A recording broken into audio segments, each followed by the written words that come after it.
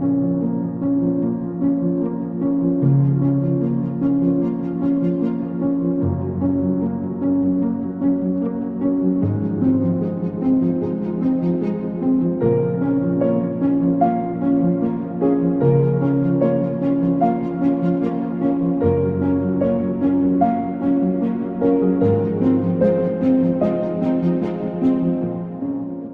welcome everyone to our Wisdom of the Heart video series. And today we have a really nice topic. I'm going to first introduce our guest and then I'll mention the topic, and then she is going to kind of go ahead and get us started.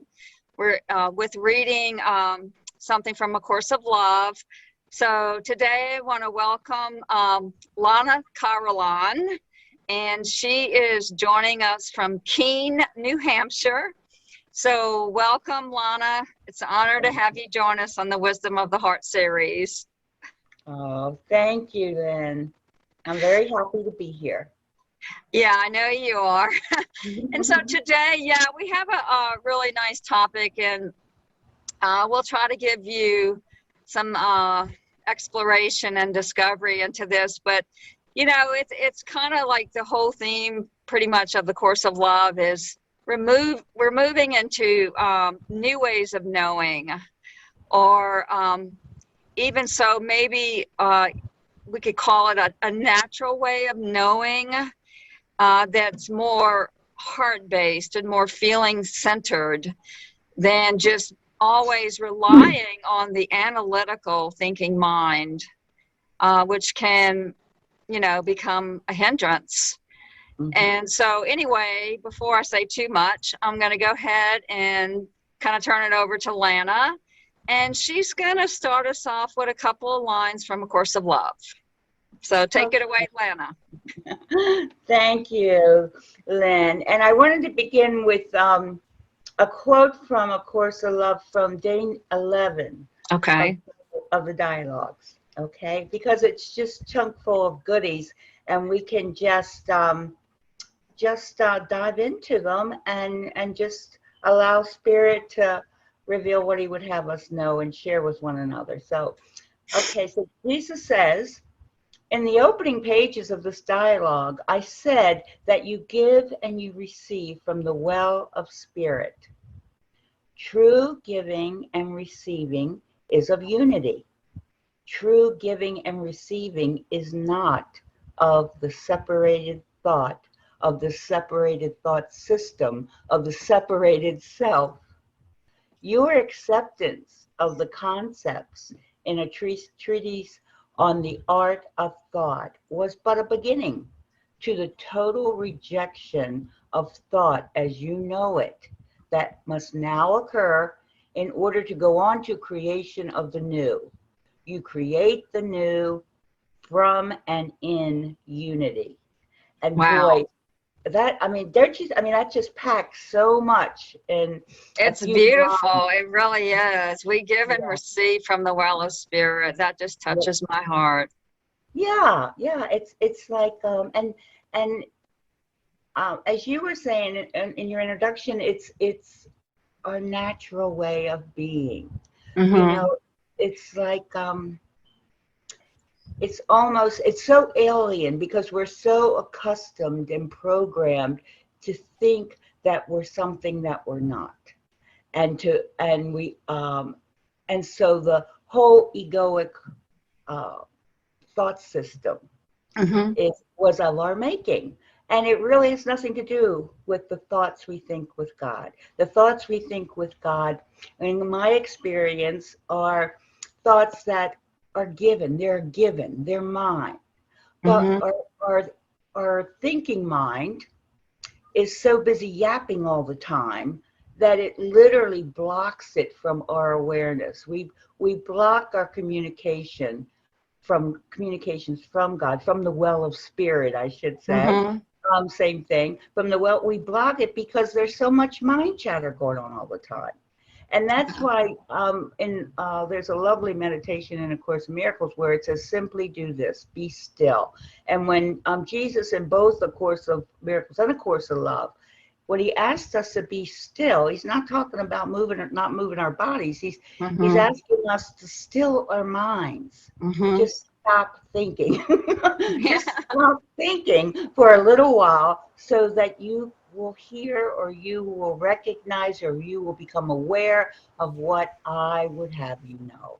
Of sharing and unity. And the well of spirit is that realm of unity where we all give and receive as one. So it's infinite. It knows everything. You know, it knows everything. Yeah, I love that. And you know, it's accessible to everyone. And as I was saying kind of in the introduction, what I love about it is it's really our natural way of knowing. Because what I wanted to also kind of bring out is that, you know, I feel like there's a practical aspect of thinking. Okay, so this is not like obliterating the mind and saying I'm becoming an amnesiac, you know, that I'm just living in amnesia, because I think there's practical way of thinking where, you know, we might learn a skill, or, you know, you have to remember, like, you know, if I go to the store, I have to remember my address so I can get home. Right. Or, you know, I have to remember names, you know, people in my life, friends, family, all that. So there's a practical aspect of learning. But I think what this is, as you were saying, that we've become so entrenched in the analytical mind that you're right. I agree with that the stillness and the quietness is not there. And it almost seems that, you know, that part of us that knows, the inner knowing, the well of spirit, or the shared consciousness of unity, it's accessible, but we don't hear it, you know, because the mind is so full of chatter all the time. And so, yeah, I love that. And it reminds me of the Psalm 46, you know, be still and know that I am God. That's all he's asking us to do, you know. And the thing about it is, you know, we can't be in two thought systems at the same time. When I bring my awareness to the present moment and commune with God through Holy Spirit, what falls away? My thinking mind naturally silences itself. I don't have to come up with any system or figuring out how do I silence my mind. When my focus and attention is on God fully and completely in the present moment, my thinking mind will silence itself. And when I'm in one, like if my focus and attention is on the thinking mind, I become oblivious to well of the spirit. And when I'm communing with God, I become oblivious to the ego thought system. So I'm in one or the other. Can't be in both, you know. So you can't be a little bit pregnant, you know. You're either what are you on? And that's you know, that's what he's teaching us to recognize. And I agree that, you know, thinking has a lot of practical purposes in this world. And so we're not really talking about that. And where this is key in my life, in my experience, in my journey, is when all of a sudden I notice the slightest indication of my peace not being present. When I'm not at peace, I'm not present with God. And so it's given me a tool which informs me that if I am not at peace, I'm usually in one of two places. I'm either worrying about something that hasn't happened yet, or I'm feeling some remorse about something that already happened, some guilt. So I'm not being present. So it gives me a tool that tells me, just be still. Bring your awareness totally and fully with God in this moment. And in just doing that, well, all those worrisome thoughts just start to fade away. You know? So that's where I think its application is. Yes. Because that's what forgiveness is. You know, that's what forgiveness is. It's returning our mind to God. Yeah. And so it's a very great tool. It's a very Hmm. great. Yeah, And I the was more going to we know say we true use it, forgiveness, yeah, and acceptance. Yeah, go ahead. I'm sorry. no, I'm just saying the more we use it, it's like a muscle, you know, the more we use it, the more we come to rely on it. And staying present, when I say staying present, I'm not just talking about the times that you know, where I'm seeking healing. I'm present when I'm fully present with anything I'm doing here. Cooking, when I'm painting, when I'm writing, when I'm reading, when I'm having dialogue with you, when I'm Hmm. engaged, you know, I'm fully present. And Hmm. when we know, and we notice that there's no chatter going on in my head. There's no, Yeah. because I'm being fully present. And also being handicapped, if I'm not fully present, I will fall on the floor, you know, so there's another practical purpose to it. Yeah. Well, wow, you said a lot there because that's like a lot of, practical application. And I'm so glad you're bringing that up, to have the practical, part of this because, yeah, I find the same thing. I was going to say that when I have a disturbance, it's usually, it's like my mind is going in like 90 to nothing and I'm worrying about something. But if I just stop and slow down and be here now and allow that quietness to come through and the stillness starts to speak and the mind quiets down and I notice it and it's just bringing it all to, like you said, I love that present moment awareness. And in doing that it's like building a spaciousness around it. Yeah. It allows it for all to pass through. And I love that you're saying that you recognize it because I do feel that's important, not to push it away, but to recognize it and the acceptance that it's here and to allow it to pass through. But it does work for me when I have that stillness and I quiet down and I move into more of a present moment awareness, and then it builds that spaciousness. It's like that's a godsend for the pass through. It's just to take some space and some quietness. And to me, I was going to say that's usually how I get really beautiful insights, or how you have these aha moments or these burst of clarity that happen. It's like, oh, it's really landing. I got it. Is it's when then I'm not efforting. I'm not really thinking about anything. It's a natural insight that comes from the well of spirit. Yes. Because that's my true home. That's my true connection. It is. It is. It's this place of unity, you know. Mm-hmm. And whenever any type of pain for me, and I love that you said the pass through because of course, I just consider it all energy, and everything is passing unless I engage it or become fixed in it, and then it's like I stall it. And I have lots of body adventures, Okay. physical conditions, and one of them is spinal stenosis, and it can be quite painful. And the best thing for me to do, because I'm talking about emotional pain or physical pain here, the best thing I can do is be still and not try to resist, but it's one of the gifts of acceptance, and Jesus speaks a lot about acceptance. It doesn't mean I have to like it, but I'm accepting that it's there. I'm not fighting it. I'm allowing it to pass through. And that is of the greatest help to me, when I'm experiencing physical pain and emotional pain too. We allow it to pass through because the only one that can stop it or stall it in my awareness is my own self, it's engaging it. So and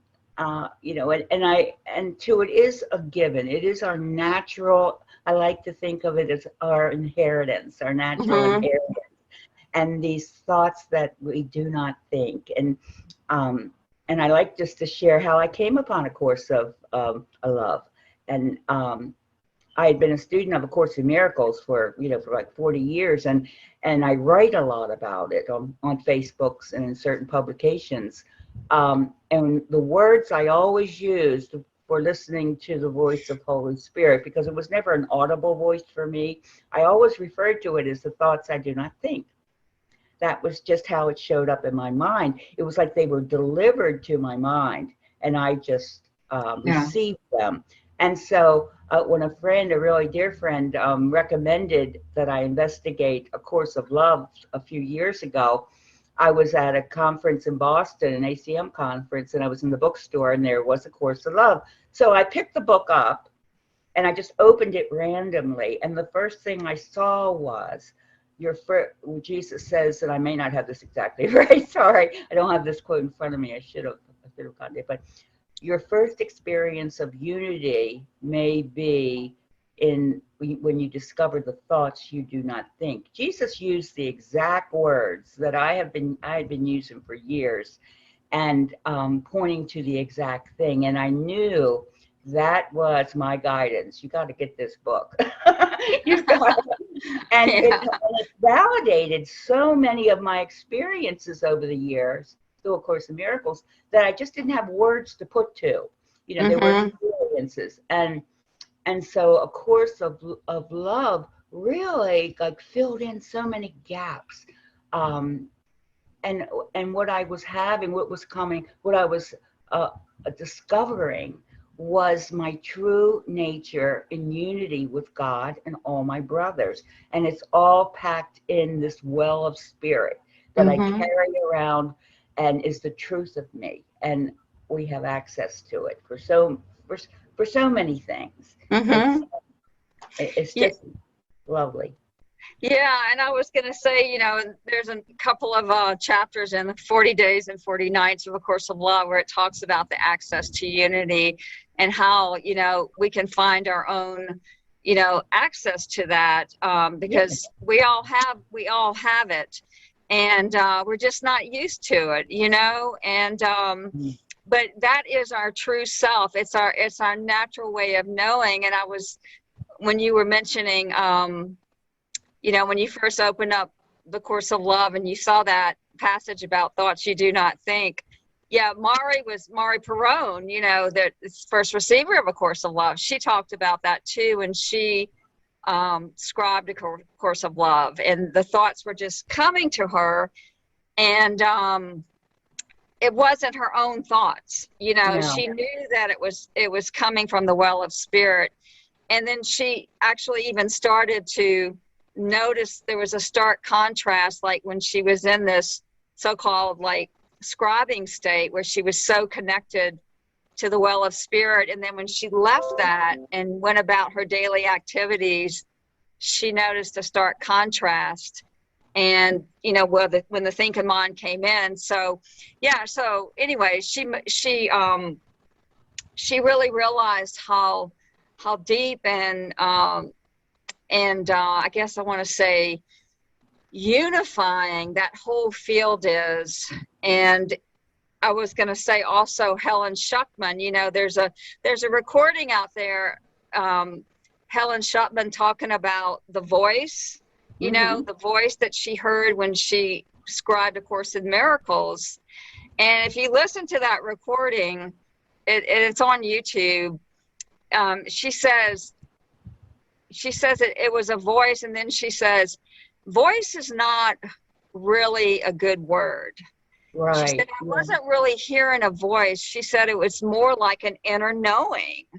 Another thing I wanted to bring out with the wholeheartedness, as you were saying earlier, it's not about getting rid of the mind. It's the mind and the heart joined in wholeheartedness, and the mind is resting in the heart. And so, that also brings me, I wanted to ask you a question on channeling. There's that word gets thrown around a lot. And there's also a chapter in The Course of Love about channeling. Do you feel like this is sort of the same thing as channeling? Or do you feel like maybe a little different? Or I just wanted to get your input on that, because That comes Yeah. up a lot about channeling. Yeah. And I think just like you stated, everyone has a unique access to unity. Mm-hmm. And Jesus, I believe, always meets us where we are and what will work for us the best way. Mm-hmm. Channeling is a word symbol, and like so many word symbols, we all give meaning, the meaning that it has for us to it. Mm. What I do every morning with Jesus is what I call meditative writing, where I just sit down and start writing. I'm inspired, a thought, something comes to mind, and then something else takes over. Yeah. And for me, it's like an opening where the thoughts I do not think just start to flow through me. And it's really interesting because I do have dialogue with Jesus regularly, daily. And one time he explained to me, just think of two spigots, one hot and one cold, and it comes out the faucet and it's blended. And for me, it's like a blending. The content of what I write comes straight from unity, comes straight from that spaciousness that flows through me, sort of like Christ consciousness. And the form it shows up in, on the post I might write on Facebook, or in the articles or essays I might write for different magazines, is Lana. It's a shared identity. And it points to our oneness. It points to Mm. our unity together as one. Now, I don't know, some people might call that channeling. Yeah. I just look at it as joining in unity with the Christ consciousness, and it Mm-hmm. comes through. And I've written about my lifelong travels with Jesus. He's always been with me in one way or another. So finding him in A Course of Love and in A Course of Miracles, I was just delighted because the energy was the same. Mm. So um, it just depends on an individual's Yeah. experience. I think Mm-hmm. when we start saying it should look like this or it should look like that, that's where Yeah. people start to have doubts and think they're doing it wrong, or it Right. might not Good be. point. Yeah. I think we should just be open to however truth shows up. Mm-hmm. Many times I'll open A Course of Love, and again, that whatever I'm led to open randomly and see is exactly what I needed to read in that moment. Or Mm-hmm. I might be on a conference call and someone will share something that goes right to the heart of what I needed to hear. So Jesus will reach us. Holy Spirit, or the well of Spirit, Mm-hmm. will reveal itself to us. And I think that's a key point in allowing it to show up in whatever Yeah. way that works for us. And that again is like stepping back and allowing it to be what it Yeah. is. Yeah, I So. love that. I step back and let him lead the way, or step back and let unity lead the way. And I love that too, because I was going to say, I like where you said that, let's not put a label on it. Let's not try to make it look like this is how it should be. Because I think that word, the reason I brought it up, because it's thrown around a lot. And I think Mhm. it's misunderstood because of all the labels and interpretations that go with it. But I was going to say that in the 40 days on that chapter and on channeling, it's very clear. It says that this is not about being special. No. It's like, this is No. not like you're channeling and you have something that no one else has. That's not true. As you pointed out, which was a great point, is that it's coming from the shared consciousness of unity. We all have access to this. It is. We're all equal in God's sight, and no one has more gifts of the kingdom than someone else. It goes all the way back to that idea of willingness. Am I Mm-hmm. willing to step aside and allow what is to be what it is? But I will tell you one thing. When I receive something from the well of spirit, from unity, it always comes with clarity, Mm, certainty, and peace. They're like the beautiful. three things, and it allows me to discern it from the thoughts I think with the ego thought system. Mm-hmm. Uh, because those thoughts usually only bring more questions and doubts and confusion and conflict. And as the thoughts I think with God are coming through me, it just brings me so much peace. And there are no doubts. And I recognize it. It's crystal clear because I'm in that space with it. I'm joined with it. So I get to enjoy those attributes of unity. So That's they're like beautiful. gifts. They're the gifts of it. Yeah. So yeah, the way you receive it could vary, but I think those three things are constants about whatever way you experience unity. It will bring those things with it. Okay, let me see if I can repeat them. Okay, you said clarity, certainty, and it comes with a peace. Just wanted to ask you, did you have any last thoughts that you wanted to share before we close? Oh, I just feel that if I can offer one gift that I've learned over the years is non-resistance. Mm, Non-resistance. Anytime I resist anything, I'm going to hold that in place. I'm going to go do battle with it. And anytime I do battle or engage in anything that's unpleasant or seems to be unloving, I'm going to suffer. I'm going to suffer. So even with my the greatest pain, I just allow it to wash over me and allow it to go through. And the whole time, I'm resting with God in the present moment. And oh, wow, beautiful. it just passes right through. And I've experienced that so many times that I can share it with confidence that it works. If I'm Yeah. willing to go, God never asked me to go do battle with anything. He just, he gave me a beautiful message one time about fear. He says, just beyond our greatest fear is the peace of God. And ego will say, run, be very afraid. And spirit says, walk through it with me and I'll show you it's not real. Where, nothing always equals nothing. But when I make it real, that's when I say, so it's let it be, let it flow, let it go. I love that. Let it be, let it flow, let it go. That's beautiful. Yeah. Just being with it, and the pass through happens, and you're resting in God, and that's just beautiful. So thank you so much, Lana. Thank you for all our viewers out there Thank watching, you. and have a beautiful day. Peace, grace, and blessings to all. Oh, the same to you, Lynn. The same to everyone. Blessings.